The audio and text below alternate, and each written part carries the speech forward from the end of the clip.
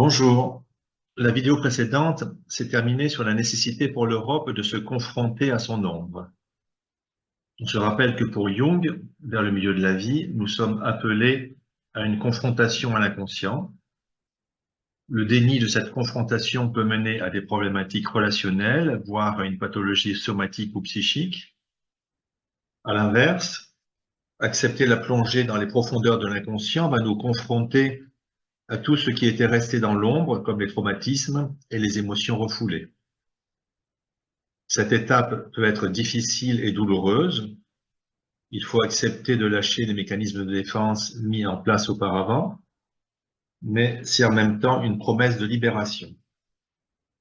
Les émotions vont être digérées, leur pouvoir destructeur va laisser place à des émotions positives, comme l'espoir ou l'aspiration à évoluer.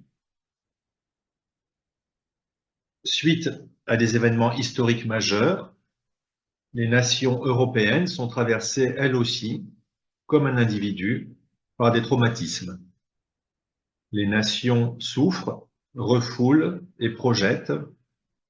Elles développent des défenses collectives et des schémas réactionnels spécifiques, tout comme un individu. Par exemple, l'humiliation est susceptible de développer un nationalisme radical, puis des guerres, tout comme elle peut conduire un individu vers l'agressivité ou la destruction de soi. En réaction à un traumatisme, une nation, tout comme un individu, peut mettre en place soit une stratégie d'adaptation pour faire face à la situation, la digérer et dépasser progressivement le traumatisme, soit des mécanismes de défense comme le refoulement, le déni, l'évitement. Ces mécanismes de défense ne sont pas en soi pathologiques. Ils peuvent être bénéfiques dans un premier temps, car ils permettent de mettre l'angoisse à distance à un moment où la situation de fragilité demande de se protéger. Mais s'ils perdurent, ces mécanismes de défense peuvent devenir délétères. Les émotions refoulées sont alors susceptibles de ressurgir à tout moment et de submerger l'individu. À l'échelle d'une nation, elles sont susceptibles de provoquer des génocides ou des guerres. Avec le transfert de pouvoir des nations vers le niveau européen, l'Union européenne n'échappe pas à cette logique. Elle peut aussi être considérée comme un être psychique collectif traversé par des émotions. Si ces dernières ne sont pas élaborées et restent dans l'ombre, elles orientent vers des décisions qui produisent des conséquences néfastes, pouvoir autoritaire, crise économique ou financière, guerre. Et en termes de souffrance, à l'échelle de l'Europe, les conséquences de politiques économiques ou géopolitiques inadaptées vont avoir des répercussions sur un nombre encore plus important d'individus. La lutte contre le nationalisme radical a été un des moteurs de la construction européenne et cela nous amènera à aborder la question de la relation entre nous et eux.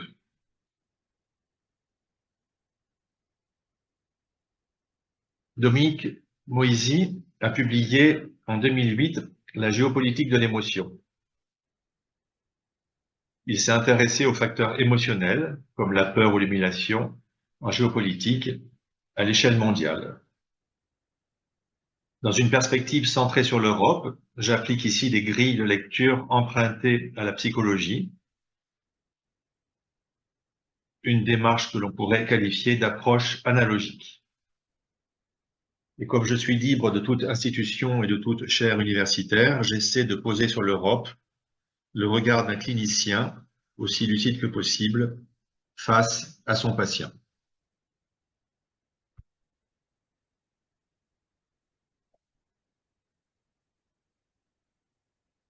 Cette vidéo se déroule en deux temps.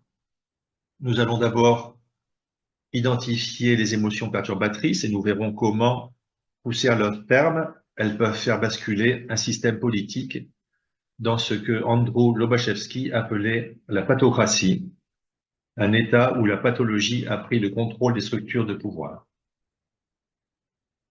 Puis nous aborderons le processus thérapeutique qui conduit vers l'interdépendance des nations.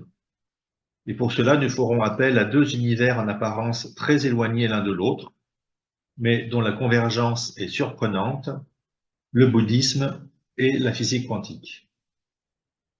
Des approches non conventionnelles vont donc être utilisées, mais elles s'inscrivent bien dans la logique transdisciplinaire du site.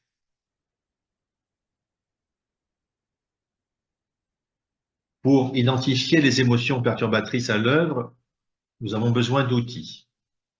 Deux grilles de lecture issues de la psychologie occidentale vont nous y aider.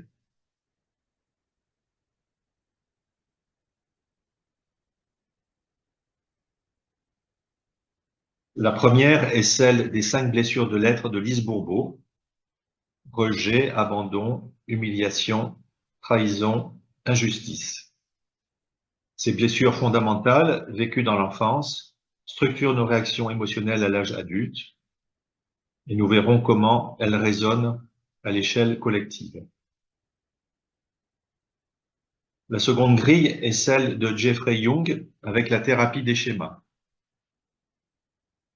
Quand des besoins fondamentaux ne sont pas satisfaits dans l'enfance ou l'adolescence, l'individu développe des schémas de vie inadaptés, des patterns profondément ancrés qui entravent son développement et colorent toutes ses relations. Jung en identifie 18, regroupés en 5 grandes familles. La première famille tourne autour de la séparation et du rejet, avec des schémas comme l'abandon, le rejet ou la carence affective. La deuxième concerne le manque d'autonomie, la dépendance en est l'exemple central. La troisième porte sur le manque de limites, notamment la croyance d'avoir plus de droits que les autres. La quatrième est l'orientation excessive vers les autres, l'assujettissement, l'oubli de soi. Et la cinquième, enfin, est la survigilance, avec en particulier le besoin d'exigence toujours plus élevé. Ce cadre pensé pour l'individu va également nous permettre de lire les comportements collectifs des nations européennes.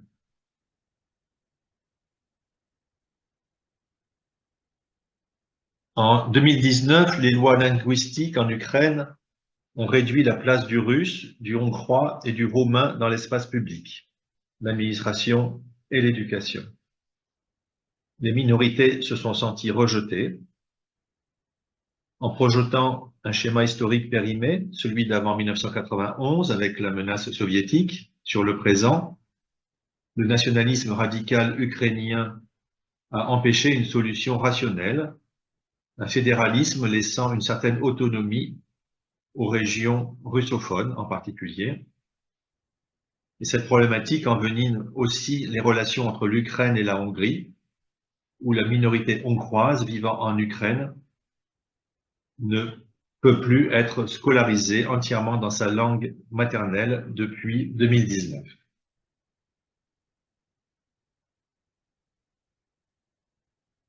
En 1938, avec les accords de Munich, la France et l'Angleterre ont abandonné la Tchécoslovaquie à Hitler, trahissant ainsi le droit international. De plus, ce trauma collectif non digéré s'est transmis 30 ans plus tard en conditionnant des futures décisions. Le trauma de Munich a directement conditionné la réaction tchécoslovaque de 1968. Le président de la Tchécoslovaquie a choisi une non-résistance militaire pour éviter un massacre inutile, puisque le pays était isolé. Sachant qu'ils ne pouvaient compter sur aucune aide extérieure, ils ne résistèrent pas face aux chars soviétiques. En Serbie, le souvenir de la bataille de Kosovo du 28 juin 1389 reste ancré comme un deuil pathologique et nourrit une haine contre les Bosniaques afin de se venger des Turcs. 6 siècles plus tard, le 28 juin 1989, devant 1 million de Serbes, Slobodan Milošević prononce un discours mémorable et réveille la mémoire blessée. Un climat de haine a été orchestré en Serbie dans les années suivantes de manière à considérer les Bosniaques comme des bêtes. La déshumanisation est le prélude au déclenchement d'une guerre. De son côté, la Russie a subi la thérapie de choc après la chute du communisme. La coopération OTAN-Russie n'a pas été perçue par Moscou comme un traité de partenariat d'égal à égal. Et pour clore le tout, l'OTAN devient une alliance offensive et attaque la Serbie en 1999 sans mandat du Conseil de sécurité de l'ONU. Le traumatisme de rejet et d'humiliation infligé à la Russie a généré, par un mécanisme de défense psychologique classique, la réaction nationaliste et l'armure défensive des années Poutine.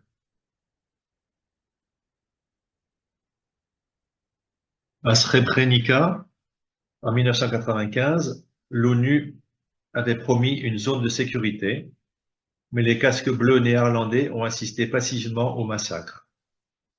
L'ONU, qui s'était engagée formellement, a perdu une part de sa légitimité symbolique, et les Néerlandais en éprouveront de la culpabilité. En témoigne un rapport d'État en 2002 et la démission collective du gouvernement.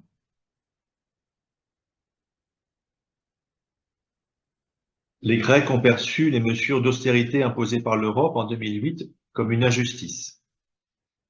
L'orthodoxie budgétaire a été imposée à la Grèce par l'Allemagne, et ce dernier pays représente bien le 5e schéma exigence élevée en réponse au traumatisme de l'hyperinflation de 1923, où les gens brûlaient des billets pour se chauffer et quand les prix doublaient chaque jour.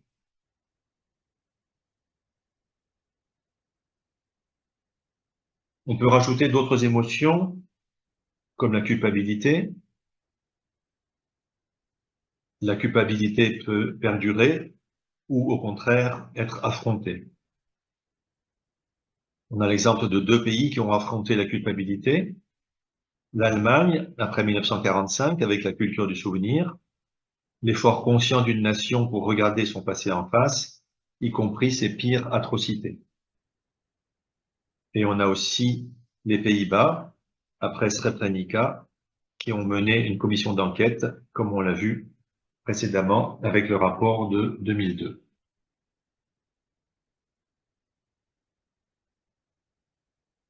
L'Europe, après 1945, est dans un état de chaos, confrontée à la peur du communisme. Elle se met en position de dépendance vis-à-vis des États-Unis. Ceci correspond au deuxième schéma, manque d'autonomie. Et elle s'oublie. Cela correspond au quatrième schéma, orientation vers les autres. Et elle s'oublie pour servir les intérêts américains. On peut noter que les États-Unis incarnent le troisième schéma, limite déficiente, le sentiment d'être spécial, la nation indispensable. On avait vu cela dans la précédente vidéo. Du côté de la Russie, il y a eu 2 siècles et demi de domination mongole, l'invasion polonaise de 1610, puis l'invasion suédoise qui a coupé l'accès des Russes à la Baltique pendant 1 siècle, les guerres napoléoniennes, et enfin, il y a eu l'invasion de l'Allemagne nazie. La Russie garde une peur viscérale de l'invasion, mais la question de la sécurité reste un sujet existentiel, tout comme celle de la liberté de mouvement maritime.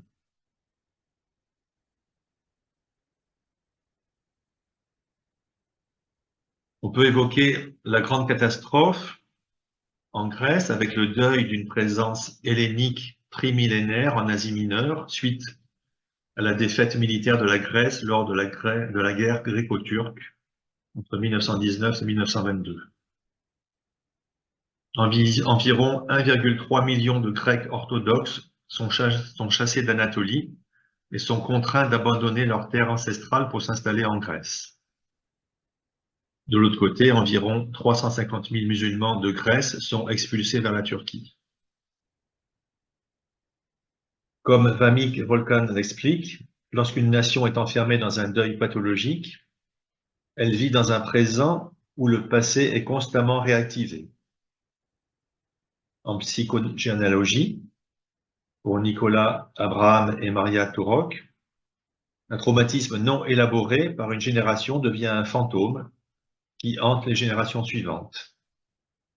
On pense ici au souvenir de la bataille de Kosovo, toujours vivant 6 siècles plus tard dans le discours de Milosevic.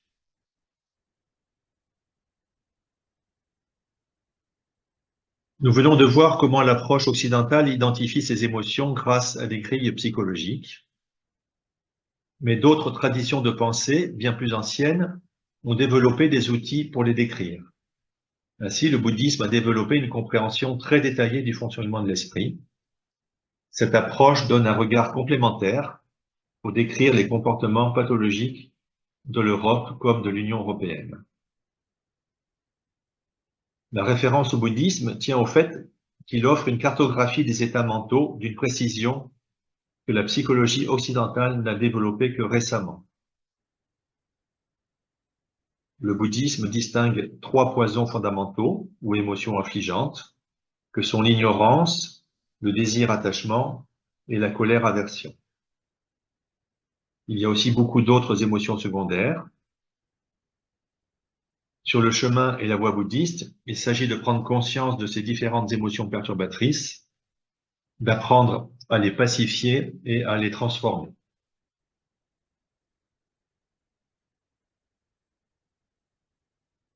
Le bouddhisme postule qu'il n'existe pas de sujet permanent, autonome et séparé des autres, parce que tout se produit en interdépendance. Il réfute les deux extrêmes que sont l'éternalisme, à savoir les phénomènes, les choses ont une existence propre et sont permanentes, et de l'autre côté, le nihilisme, où rien n'existe. Par analogie, on pourrait considérer que l'Ukraine et l'Union européenne occupent ces deux positions extrêmes. La partie occidentale de l'Ukraine est arc-boutée sur la notion d'une identité nationale pure qui nie l'interdépendance avec les autres cultures et rejette toutes les minorités. De son côté, l'Union européenne évolue vers la dissolution et la disparition des nations. Il faut se débarrasser de la notion de souveraineté nationale.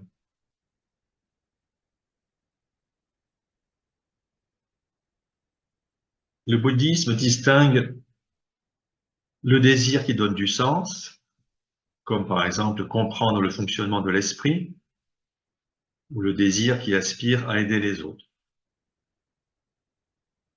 Il distingue également le désir sous sa forme pervertie, centré sur le moi, mu par un attachement compulsif, la soif. Et le désir, c'est enfin aussi rejeter tout ce qui nous est désagréable. Par analogie, à l'échelle d'une nation, on peut orienter les actions pour développer un espace de paix, une communauté de sécurité. Par contre, l'extension de l'OTAN peut être vue comme une soif de sécurité. Et enfin, alors que la menace d'un effondrement est manifeste, au lieu d'envisager une remise à plat des politiques européennes, l'Union européenne est dans le déni, fuit la réalité et tente de renforcer son pouvoir par la militarisation.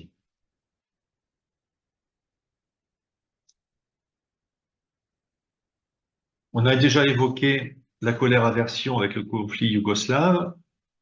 La déshumanisation de l'autre, prélude à la guerre, illustre comment l'aversion, le rejet viscéral de ce qui nous est étranger ou menaçant, peut conduire à la destruction massive.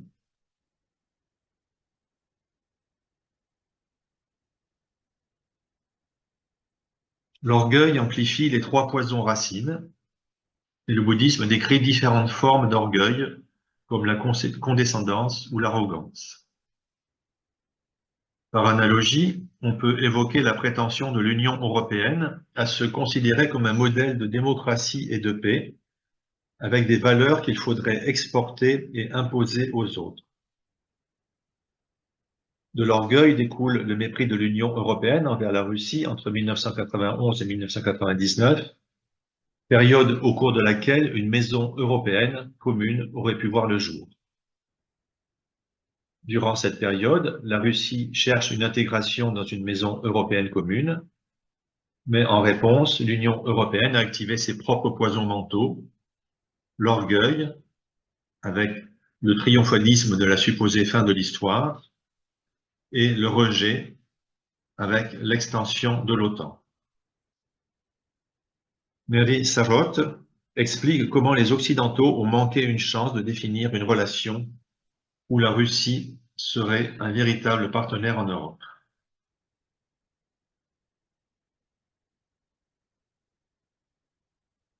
Parmi les autres afflictions secondaires, il y a la rancœur, c'est l'esprit de vengeance après une humiliation subie. On pense au traité de Versailles en 1919 ou à la famine en Ukraine en conséquence des politiques soviétiques. Le manque de discernement, cela s'applique particulièrement à la pensée unique de l'Union européenne. La tromperie et la duplicité, on peut évoquer les accords de Minsk qui avaient en réalité pour but de donner du temps à l'Ukraine pour se réarmer. La dissimulation, cacher ses propres fautes. On pense à l'incapacité à remettre en question les politiques européennes menées depuis 1984. Et enfin, la malveillance, c'est un marqueur fondamental de la pathocratie.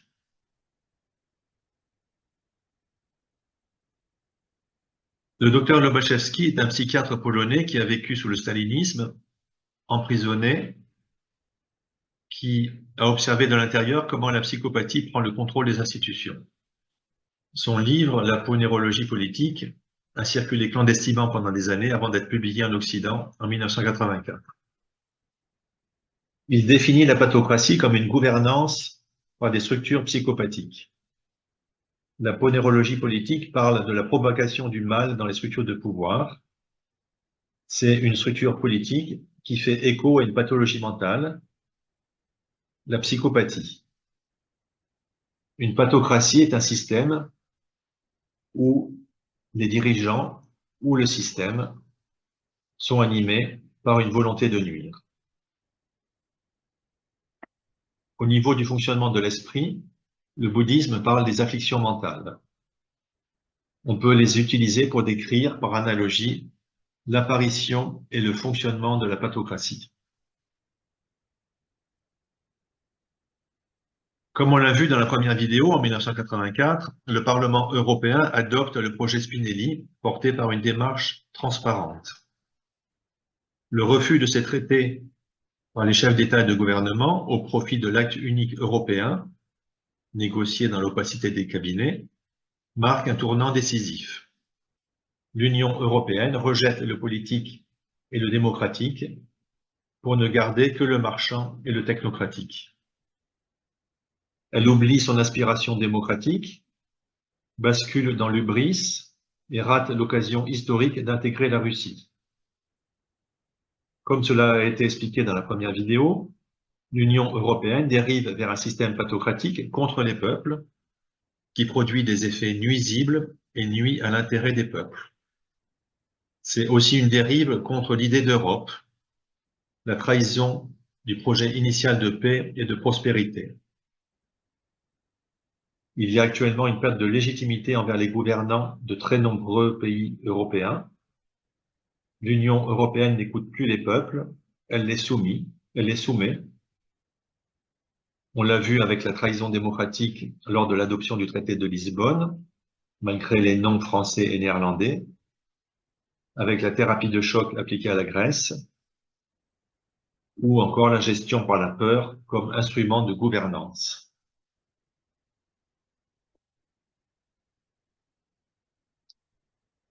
Lobachevski décrit les temps heureux comme une condition préalable à l'émergence de la pathocratie, une société prospère, distraite, qui a baissé sa vigilance.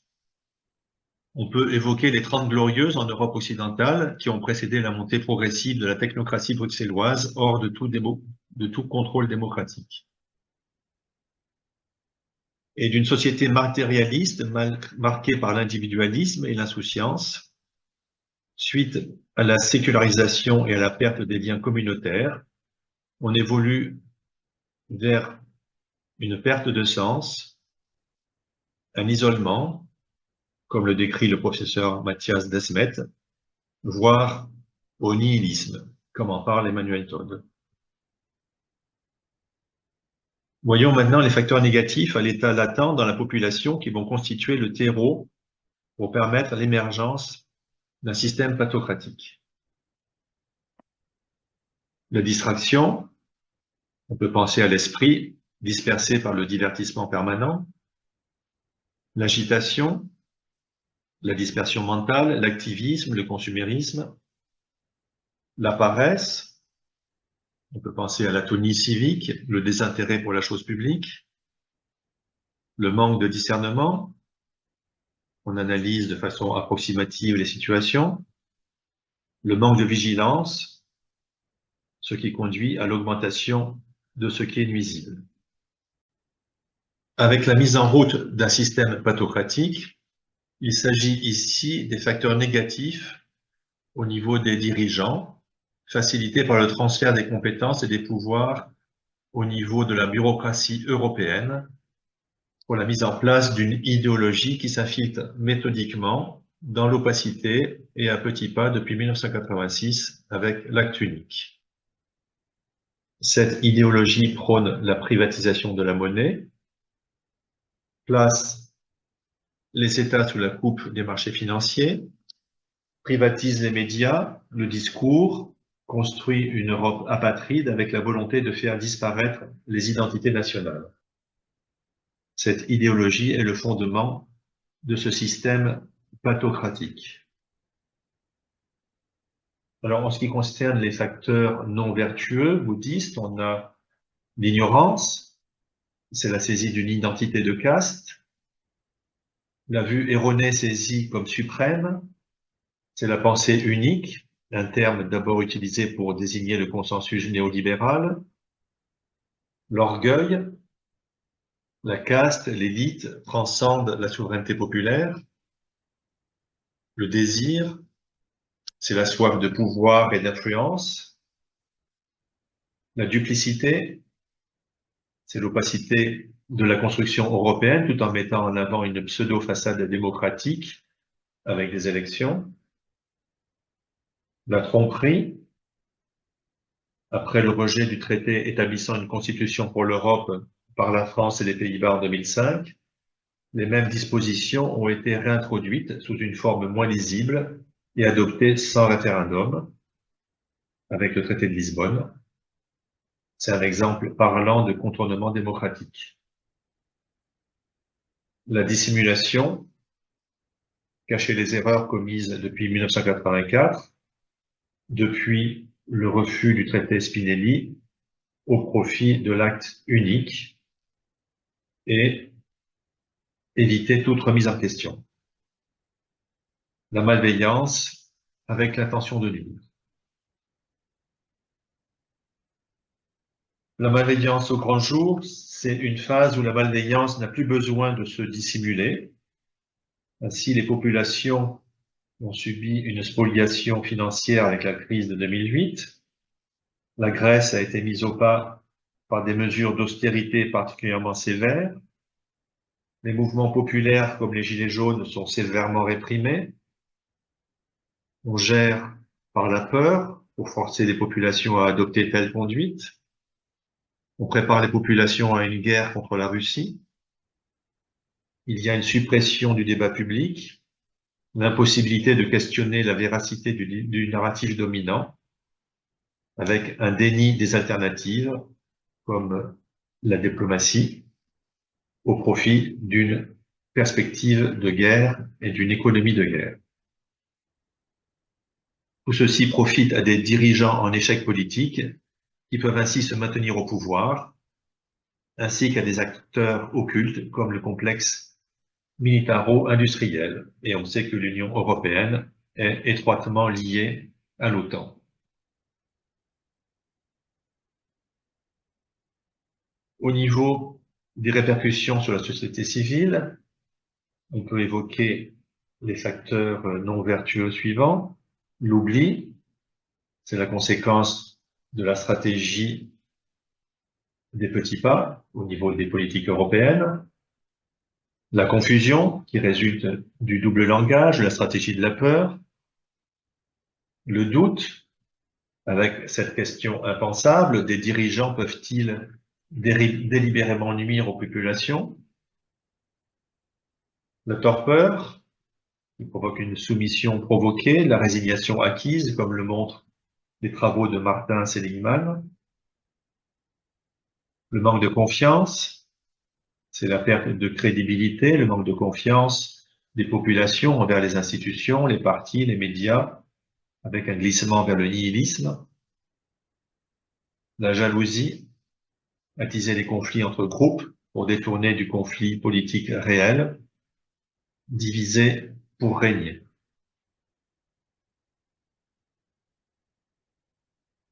Alors, soit le système pathocratique s'installe durablement suite à une gestion par la peur, en passant d'une peur comme le Covid à une autre, comme la menace russe, et encore une autre, soit la société civile se réveille pour mettre un terme à ce système pathocratique et provoquer son effondrement. Dans les facteurs vertueux, donc, on a la non-confusion, la clarté qui émerge, la compréhension, avec une claire discrimination des choses, l'aspiration, le désir de se libérer d'un système perçu comme oppressif, le courage, l'énergie de s'engager dans quelque chose de vertueux et porteur de sens, la vigilance, l'attention civique vers ce qui est vertueux.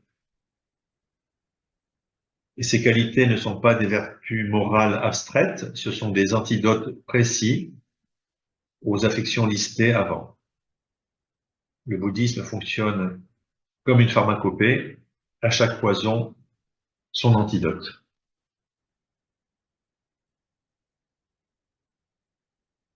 Pendant des siècles, l'Europe a été un immense champ de bataille, traversé par toutes ces émotions que nous venons d'identifier: humiliation, trahison, peur, peur de l'invasion, désir de revanche, etc. La construction européenne est née de la volonté de pacifier le continent en souffrance. Mais cette volonté était aussi animée par la peur d'un réarmement de l'Allemagne et la peur de l'URSS. On a pu croire pendant plusieurs décennies à une pacification, mais l'évolution vers l'effondrement de l'Union européenne et le conflit ukrainien sont la preuve qu'il ne s'agissait que d'une illusion. Ce n'est pas l'émotion en elle-même qui pose problème dans l'histoire européenne, c'est l'émotion non consciente, non élaborée, qui devient affligeante. C'est donc le travail que nous allons maintenant explorer: comment avancer au décours du chemin de libération émotionnelle. Le bouddhisme affirme que rien n'existe de façon isolée, que tout est interdépendant. On pourrait penser que c'est une vision philosophique, voire mystique. Or, la physique du XXe siècle est arrivée à des conclusions étonnamment proches au travers d'une démarche radicalement différente, à savoir l'expérimentation scientifique. Ce parallèle mérite qu'on s'y arrête, car il donne à l'idée d'interdépendance une assise qui dépasse toute tradition culturelle. La physique quantique nous révèle que l'acte d'observer modifie ce que l'on observe. C'est l'un des résultats les plus troublants et contre-intuitifs de la physique moderne. L'expérience des fentes de Young le montre de façon saisissante. Les électrons se comportent différemment selon la présence ou non d'un observateur. Autrement dit, contrairement à notre représentation habituelle du monde, il n'y a pas de séparation entre l'observateur et ce qu'il observe. L'intrication quantique va encore plus loin. Deux particules corrélées forment un système non séparable, même à très grande distance. La notion d'objet individuel et isolé, qui nous semble si évidente dans la vie quotidienne, est ainsi remise en question.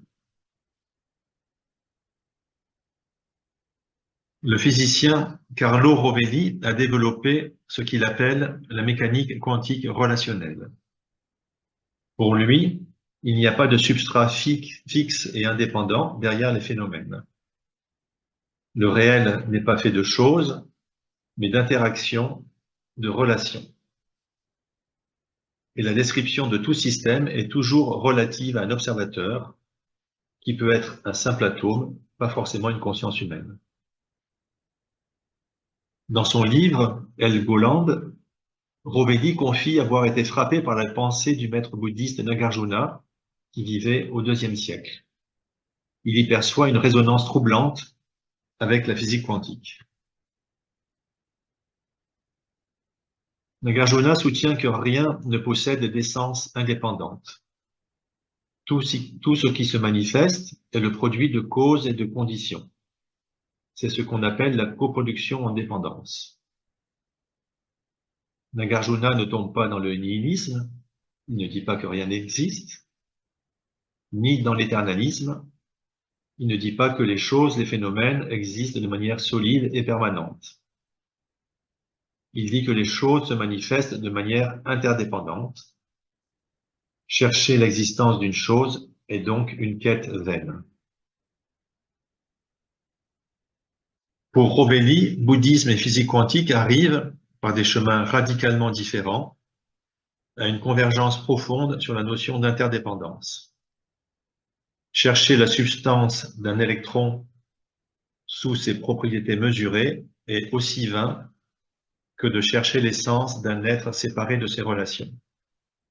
L'objet est l'ensemble de ses interactions.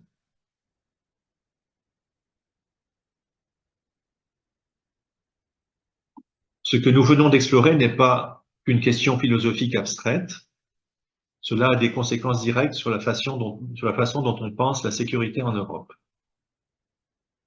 L'idée que l'Europe pourrait assurer sa sécurité de façon totalement indépendante, sans tenir compte de son voisinage et des besoins de la Russie, est politiquement dangereuse. Elle est en contradiction avec les termes mêmes du sommet de l'OSCE à Istanbul en 1999, qui stipulait qu'aucun État ne peut renforcer sa sécurité aux dépens de la sécurité des autres. L'élargissement de l'OTAN depuis 1999 a été perçu par les Européens de l'Est comme une protection légitime, et cela a été vécu par la Russie comme une agression. Ce processus d'escalade sécuritaire a culminé en 2022 avec l'intervention militaire russe en Ukraine. Et si la physique quantique nous dit que la notion d'objet isolé est une illusion, que tout se manifeste en dépendance de relations, alors vouloir assurer sa sécurité de façon totalement indépendante est aussi une erreur sur la nature du réel. L'idée qu'une nation pourrait se définir, se sécuriser, se développer de façon totalement autonome est une illusion de séparabilité que la physique elle-même réfute. C'est aussi l'erreur des nationalismes radicaux qui croient pouvoir séparer totalement nous de eux, le nationalisme exacerbé avec l'illusion de séparabilité et l'expansionnisme sécuritaire, une sécurité unilatérale, sont tous deux en contradiction avec cette vision du réel. Par extrapolation métaphorique, plusieurs orientations peuvent se dégager. La première orientation concerne le travail d'individuation des nations, un travail similaire à celui de l'individu. Il s'agit de se libérer des traumatismes non élaborés pour ne plus projeter l'ombre sur l'autre et sortir de la dialectique entre les bons et les barbares, une dialectique qui engendre déshumanisation et guerre. Pour ce faire, il est nécessaire que les responsables politiques des différents pays européens puissent créer des espaces de digestion émotionnelle collective. La deuxième orientation invite à se libérer de la position extrême du nationalisme centré sur soi. Le nationalisme exacerbé affirme la primauté d'une communauté définie par une culture, une langue ou une histoire commune. C'est la défense d'une identité close qui opère une distinction avec l'étranger. Mais il est possible de défendre une identité sans tomber dans cette fermeture. Il importe donc de distinguer nationalisme et souveraineté. La souveraineté est un terme que l'on retrouve précisément dans les accords d'Helsinki. La souveraineté est étroitement liée à la liberté et au processus démocratique. Elle vise à garantir une autonomie décisionnelle dans une démocratie saine, avec un faible niveau de corruption et une absence d'ingérence étrangère. La troisième orientation appelle à se libérer également de la position extrême opposée, la dissolution des nations dans une structure centralisée. L'Union européenne ne devrait pas se construire comme une institution centralisée et autoritaire, avec la dérive vers le système pathocratique que nous avons décrit. Elle devrait au contraire promouvoir ce que Calypso Nicolaïdis appelle la subsidiarité active, des interactions vivantes entre ses membres. Il s'agit donc de transcender la séparation entre nous et eux, sans tomber dans la glorification de la nation, à l'exemple de la partie occidentale de l'Ukraine, ni dans la dissolution des nations, à l'exemple de l'Union européenne. C'est la recherche donc d'une voie médiane. Ces trois premières étapes sont des étapes de libération. Les suivantes sont des étapes de construction. Cette voie médiane peut être éclairée par le concept de holon, développé par Arthur Koestler. Un holon est une entité qui est simultanément une totalité et une partie. Appliqué à une nation, ce concept suppose que la nation accomplit son propre processus d'individuation, soigne ses traumatismes et exerce sa souveraineté, tout en reconnaissant son interdépendance avec les autres nations. Un nationalisme exacerbé est un holon qui peut s'extraire de sa condition de partie pour devenir un tout absolu et isolé. Le centralisme bureaucratique de Bruxelles est un holon qui oublie qu'il est lui-même composé de holons autonomes et tente de les dissoudre. Ces deux erreurs sont symétriques. Cela nous amène à l'idée d'une communauté européenne fondée sur le souverainisme et la coopération, comme on l'a vu dans la précédente vidéo. La quatrième orientation porte sur la relation à l'autre et sur la nécessité de le considérer comme un égal. Dépasser la frontière entre nous et eux ne signifie pas effacer les identités, mais ne plus traiter l'autre comme un ennemi ou inférieur, le reconnaître comme un égal avec qui construire une réalité commune. Cela implique de comprendre les besoins de l'autre, de restaurer le dialogue et la diplomatie. C'est ce que le rapport Tagliavini de 2009 sur le conflit géorgien recommandait déjà de faire en préconisant de rétablir les liens diplomatiques entre l'Europe et la Russie. Il n'y a pas de vérité absolue et unilatérale, il n'y a pas de pensée unique. C'est par la diplomatie que l'on construit une vision cohérente et partagée de la réalité. Et c'est par la coopération que l'on peut envisager un développement mutuel, ce que Calypso Nicolaïdis a théorisé sur le nom de démocratie, une Europe des peuples en relation.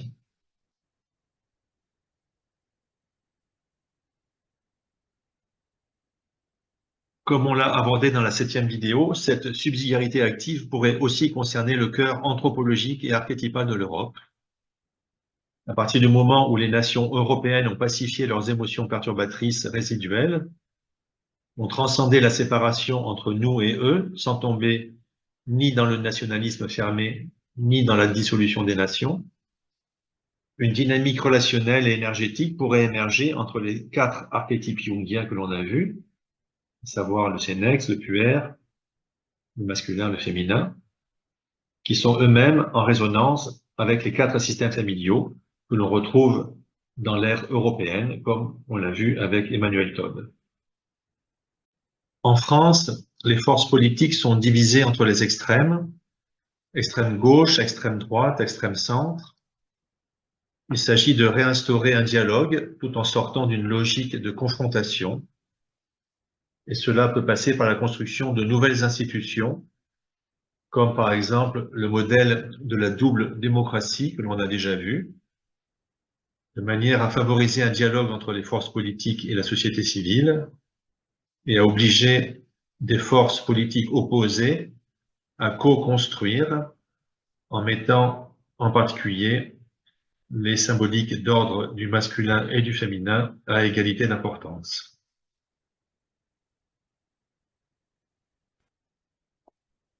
À partir du moment où les émotions perturbatrices ont été libérées et dépassées au décours du processus d'individuation, l'énergie collective peut s'orienter vers les enjeux fondamentaux de la troisième mutation. Le premier est le développement d'un espace de paix et de sécurité fondé sur une communauté de sécurité que nous avons déjà exploré dans la 7e vidéo.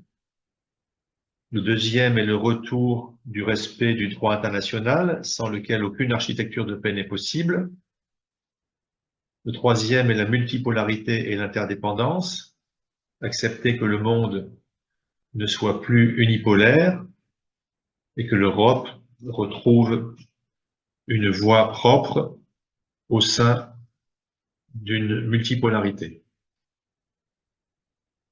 Et le quatrième, enfin, est la conjonction entre science et conscience, réunir les savoirs tournés vers la matière et ceux tournés vers l'esprit, la psychologie, la philosophie, la spiritualité.